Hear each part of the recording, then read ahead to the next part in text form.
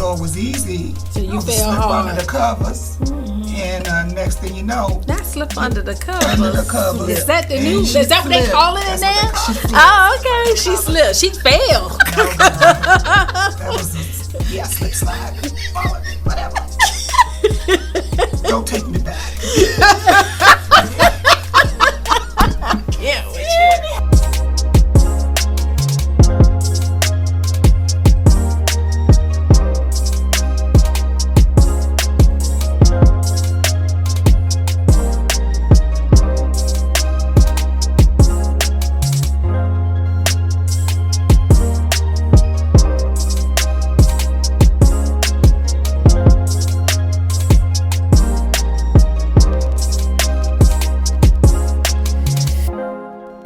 Welcome to another episode of Kingdom Women Talk. We are excited about today's topic. We're going to be talking about I love because he first loved me. Think about that for a second. Let me say it again for the people in the back. I loved. So the way I loved is because the way he loved me. Who's he? Who's he? Who is he? He's the I am. I am. The Lord God Almighty. We know that he is the Lord God Almighty, and we love because he first loved us, right? Absolutely. And we're grateful for that. Mm-hmm. But who really first loved But you? you mean now? Who, even in your lifetime, who was the first person that you identified with is that's love? Because that's what shapes how we love. Mm-hmm. Now, that may evolve over time, right? Mm-hmm. You know, because we have first loves, we got daddy love, we got first boyfriend love, first engagement love, first marriage love, we got sister love, we got, but we're keeping it to the he's today. So what about the he that first loved you, that framed how you love, whether it's good, bad, or indifferent? My grandfather. Oh.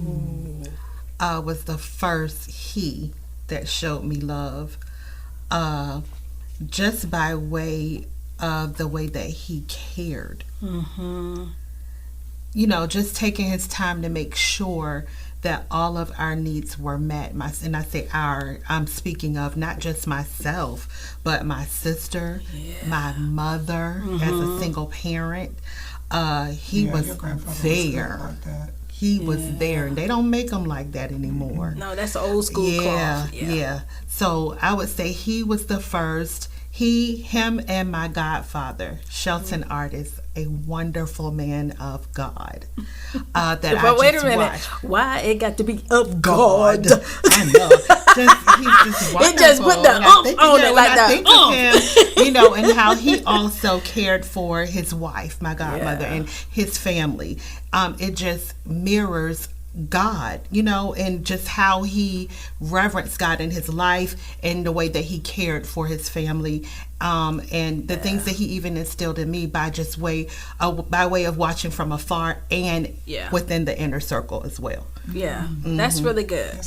That's good. I think I can relate to the grandfather because I think I was secretly I was a grandparent's baby. Right. Okay. They lived in a different state, but I can resonate with that, like how my grandfather was and how he taught, how he was kind, So I can, that love was genuine and it was authentic, right? Right. And it seemed like no matter what you did, good, bad, or indifferent, it remained the same. Yes. It was constant. What about you? Child, unbeknownst to me, it had to be God, because it wasn't no physical he. No he? No physical he. You'd have been married, so it got to be a he. Child, you married not. Look at that face. Girl. Okay. You said first love. He who first loved. Girl, I'm not going to even go there with the marriage. Anywho, unbeknownst to me, it was the Lord. But if I had to say it was a he, I would have to say it was my son, because that's good. Yeah. That's so good. It was the first he. Yeah. You know, that I instantly was like, I mean, you know, my daughter, of course, that love with your first one, that was a different kind of love. But with him, it was like that he, Yeah. you know, yeah. it was. So what makes it so different? Because you know, we're all boy moms, right? So we all know boys love their mamas. They do. Yes, They love. Even I was going out the house today. TJ gonna say, "Mom, where you going?" But I'm the mama. Right, but that's how they love. They checking, they making sure you good. They ain't gonna let nothing happen to you. They ain't gonna let nobody mess with you. They're so protective. So I get that. What specifically made it like so special that saying, you know what, and you see yourself doing that in how you love? I think it was because it was just unconditional. You know, when babies are little, they don't care how you look. They don't care how you smell. You can't even go to the bathroom by yourself. They don't care. They just love, love. Without any pre-notions, pre-context. They give as they get. Yeah. You know what I'm saying? And Absolutely. so it was like, it was an automatic love. But, and I think it helped me understand more what love was supposed to look like. Oh, that's good. Yeah. Even though, you know, as he got older, he made choices and decisions. But I think it opened the door for me that love is real. Yeah. And love is without conditions. Yeah. And even though as a mother, there are some conditions like, I want you to do this, this, and this, so you'll have this, this, and this. Or so this won't happen to you. And then because he was a sickly baby, he had a heart condition, he was in the hospital every 30 days without fail. Every 30 days. Oh, wow. So that tightened the bond ever the more. Yes, because every time it was this close to losing him. You know? And so it just, you know, the love, especially between, it's like his sister and I and him, you know, we just was like clinging because we didn't know. But as he got older and becoming older, that clinginess kind of, well, at least for a sister, kind of lessened a little. But as a mother, I think I clung a little harder until my mom had to tell me, you gotta let that boy go do what he want to do. Because if something's going to happen, you clinging to him is not going to prevent it from happening. Yeah. Wow. But, so loving him caused you to be a little more protective. Very. Right. I think for me, I would say it was kind of both. I think my dad, I remember growing up, you know, my dad was always there. I think I was kind of sort of like a daddy's girl that turned into a massive explosion. Explosion. You're a whole lot of That turned into an explosion that, you know, so we had to break ties. But at the end, we came back together again. So much alike. I can see that, So I'm just like, but I think through it, to see how he loved was raw, uncut. Yeah. Yeah. It was raw, uncut. I agree with that, Londa. But it was also, there was a nurturing side to him, willing to jump in. Yeah. You need something, you hurt, harm, whatever, and he jumping in. So it almost kind of gave a balance that you can have both sides of the coin. What I saw in him was, I'm not going to tell you, I'm just going to show you. Yeah, he didn't talk. He wasn't a talk, I love you, babe. No, he you know wasn't. That he love you. Right. He was, because I know how many times I had the door slammed in my face. You hear? But he loved you, though. Off. Right. He loved me. He loved you. You know, but I would see it another, you okay? Shoot, you okay? Yeah. Talk fast. You okay? Yeah, I'm good. Sure. Yeah. You don't need nothing, do you? Right. Hand in his pocket. He made sure you was always good. Always. Yeah. So I think that was it. So now kind of thinking about how did that frame how we love? the love that we exude out. Because thinking about that, it makes me think about, I can pinpoint, yep, I'm the one that be like, hey, you okay? You need anything? Or if you're telling me something, oh, well, I can help you. If you let me know if you need my help. Let me know how I can support. Which, now that I'm thinking about it, reminds me a lot of my dad, But then also that's the jumping in to help. But I might not always say I love you. I'm getting better at saying that, just because I'm just like, people need to know that. People need to know that.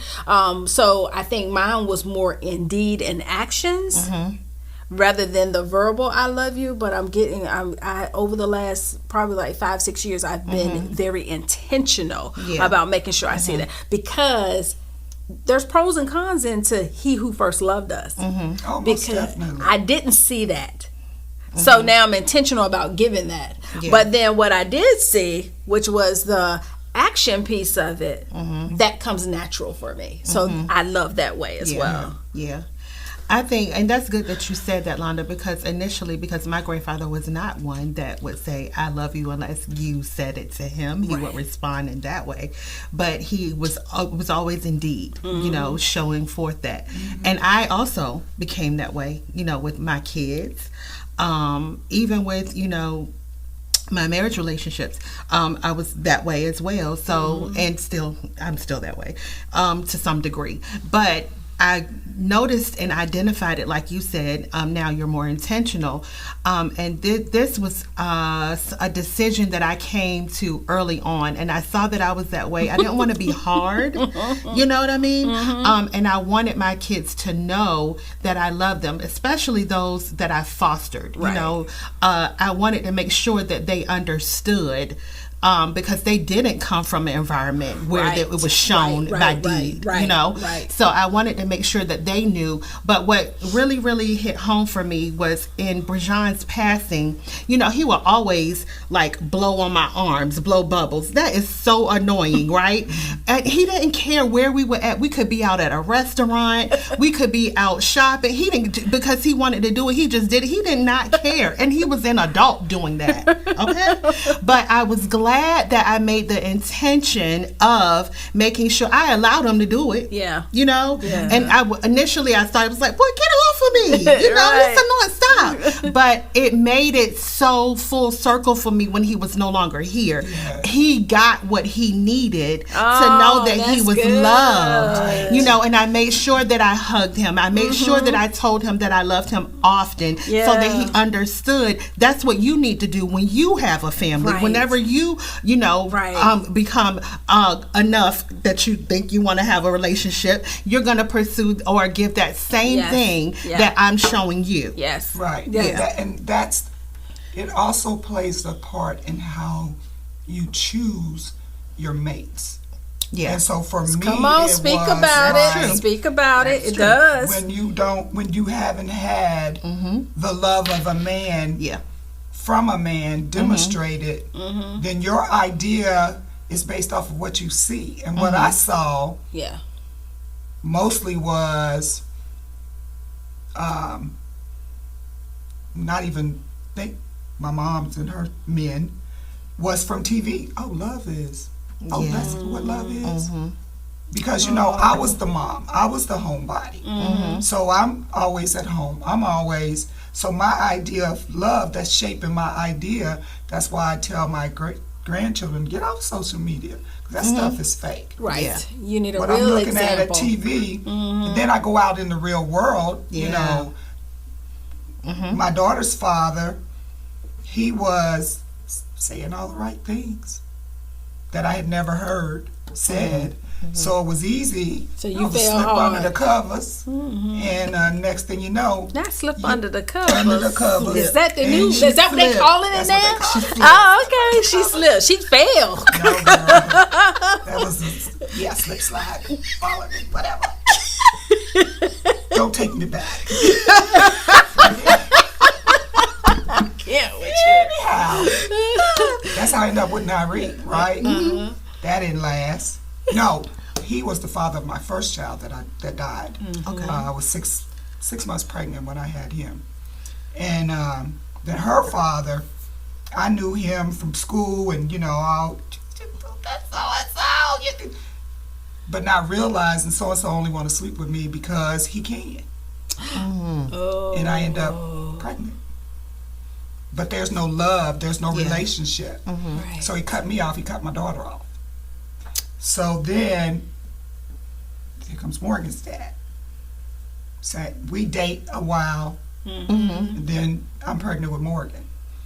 But he did do his fatherly responsibilities, and helping and doing different things. But we have a skewed sense of what love is. Right.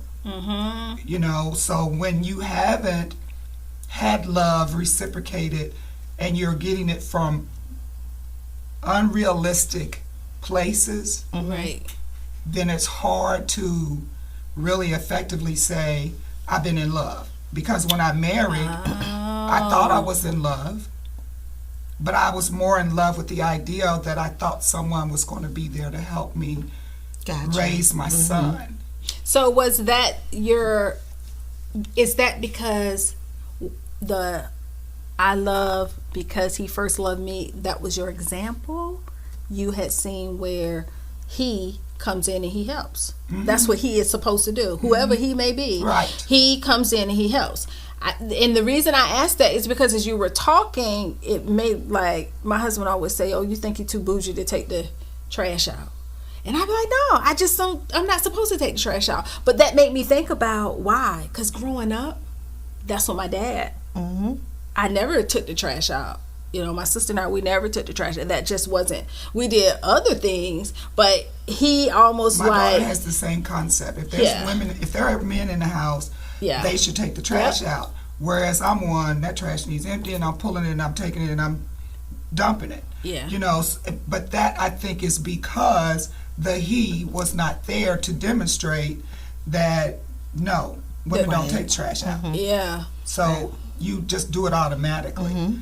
So again, I think is, like you said, who did demonstrate to us what love is, and is that how we came to love now? So for me, love now, because of the he that I am, the kind of love that he pours into me, is the kind of love that I'm looking for. And I'm not saying that it's going to be perfect, Right. but I know now that because of the he who loved me first, that really loves me, that I can say, nope, not going to put up with that. Nope, not going to take that either. Right. Nah, slide right or left, whatever you do. But you get what I'm saying. It sets the tone for a different kind of acceptance of what kind of love. Because people accept what they think is love is really not love.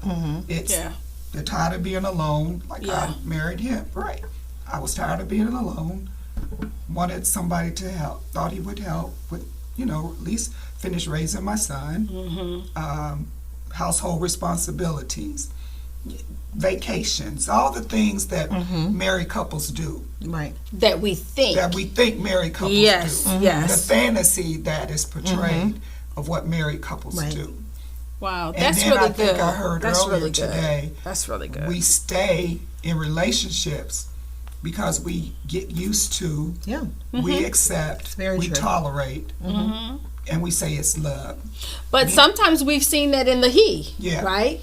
Because he's the example. So it could be the uncle, it could be the brother, it could be the cousin, it could be whoever the he that shows us love as we have grown from birth to today. It's anybody who's shown you love. There's something that's shown within that. Whether it's love looks like abuse, love looks like unconditional, love may look like you stay in your place and you got your place and I got my place. Whatever loves look like is always a learning experience for us. And then all of that we take in, and then how does it come out to our spouses? How does it come into your relationship? And it don't have to be a marriage relationship. It could be, like you said, in a children relationship. Some outputs of love to our children is jacked up, because when you trace it back, it's like, well, who showed you that? What he showed you that's how you love, you know, or because God says this one, shows it and demonstrates it one way, but this world gives it to us another way, because we got to deal with whatever baggage he has that may prevent him from being authentic in how he loves. I had to get that for myself in saying, you know, I told you, me and my dad, I was kind of like a undercover daddy's girl, if you will, by confession, but then it went into an explosion, and then we got back together. But the way I was able to mend that back together is I had to think about all the things that I thought that he wasn't showing in terms of love, and my grown self had to say, well, why? Yeah. Where does that come from? Right. And then when I had to look back and say, well, shoot, my grandma, she was a tough cookie. So I get why he loved the way he loves. Because, heck, if I'm thinking she's a tough cookie and she my grandma, you know, the grandchildren always get the better version of the mama. Right. Yes. So if I'm thinking she a tough cookie and I'm the grandchild, then I can only imagine what the child may be thinking and what she, how she gave it to him. So that then shaped, and I was able to then output back to him without all these isms and schisms. Yeah. Because then I can understand, you know what?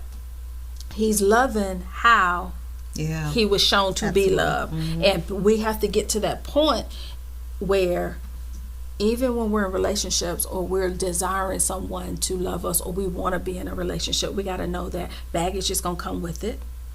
And we also got to know that just because that's our idea of what love look like, that person may have a different idea, because we are shaped and formed by our experiences. Yeah. So I may think the fairy tale is what I see on TV, right? That whole Claire Huxtable thing going on. However, my husband may think it's something totally different. True. So I'm not going to get that. Does that make him a bad person? No. Does it make my expectations unrealistic? No. It means that we got to decide what that looks like and work in that area. For you two. Yeah. For us too. Right. Yep. Because what works for you two may not work for Absolutely. me and somebody else, or you and your spouse. Because it's not cookie cutter. No. It's not cookie cutter. It's from the learned experience. So from your learned experience in your marriage, you're like, well, wait, I made this mistake last time. I'm not going to do that same thing again. Yeah. You know, so I think sometimes we think even the bad things that happens to us are wasted, but they're not. Right. Because they're learning experiences. That's good. Shit. Yeah. That we learn from them, and then as we go on, like, you know what, I'm not going to do that. I'm going to try something different, put myself out there or whatever. Yeah.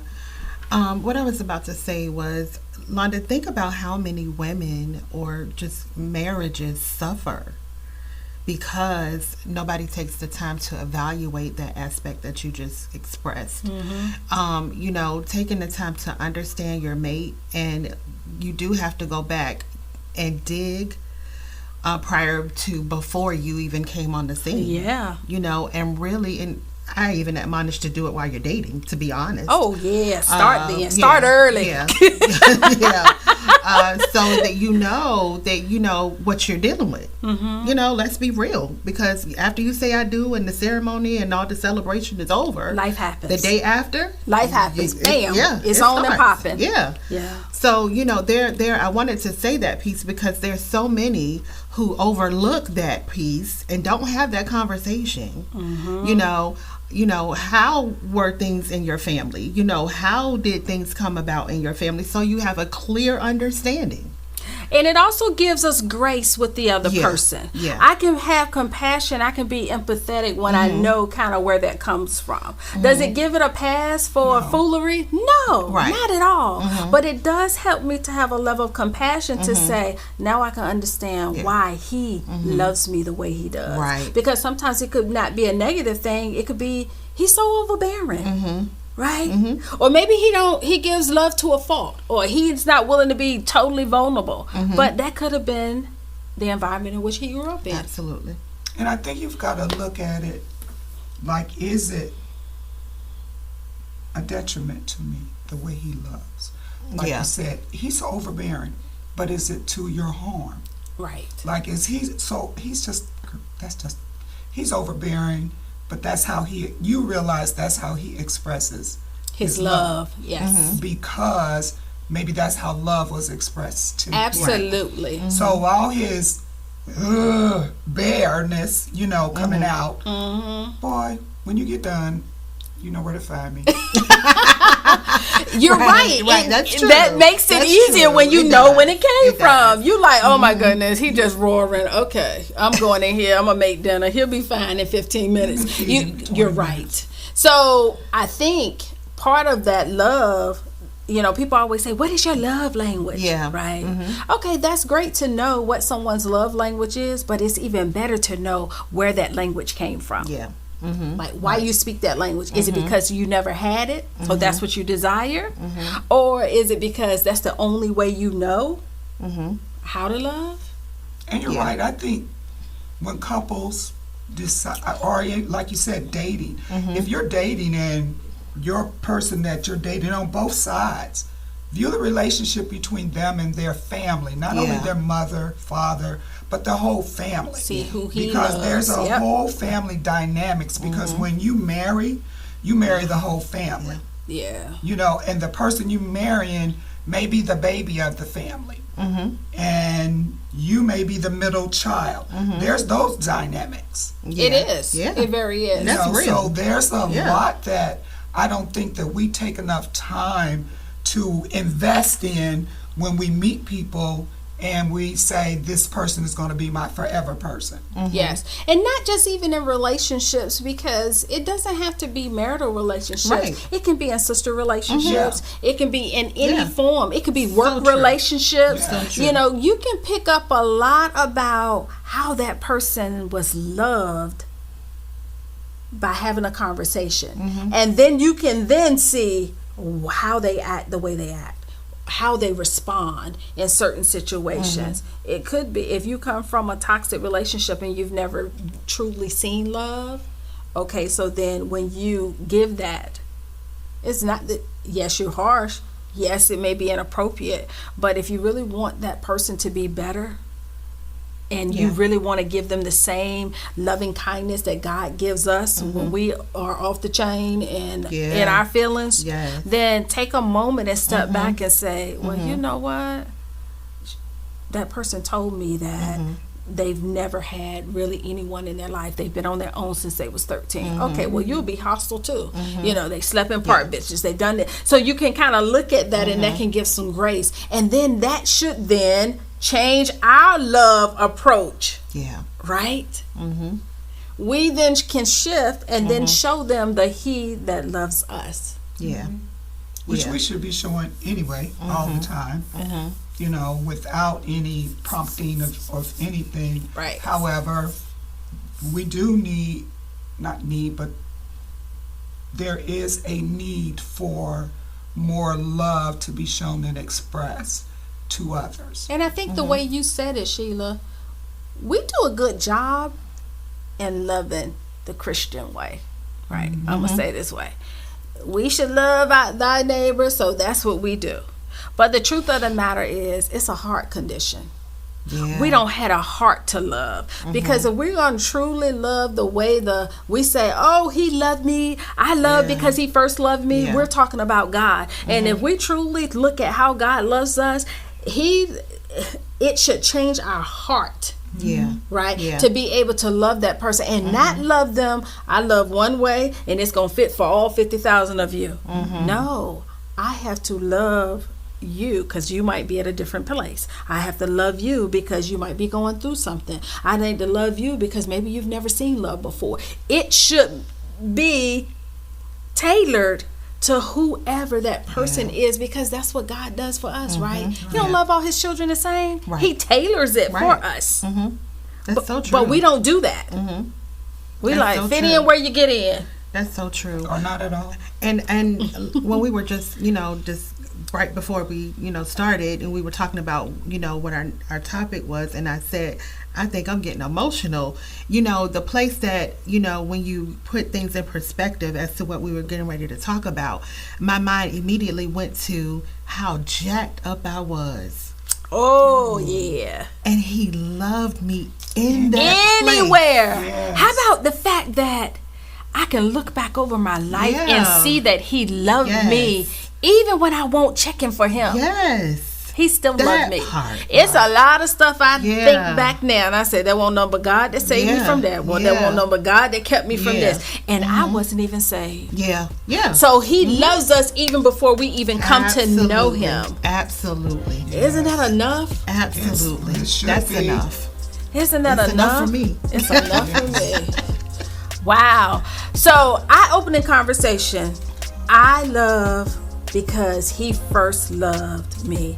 Yes, we know that is a verse that we hear often in the church, and it's near and dear to everyone's heart, because yes, we do love, because we love God because he first loved us.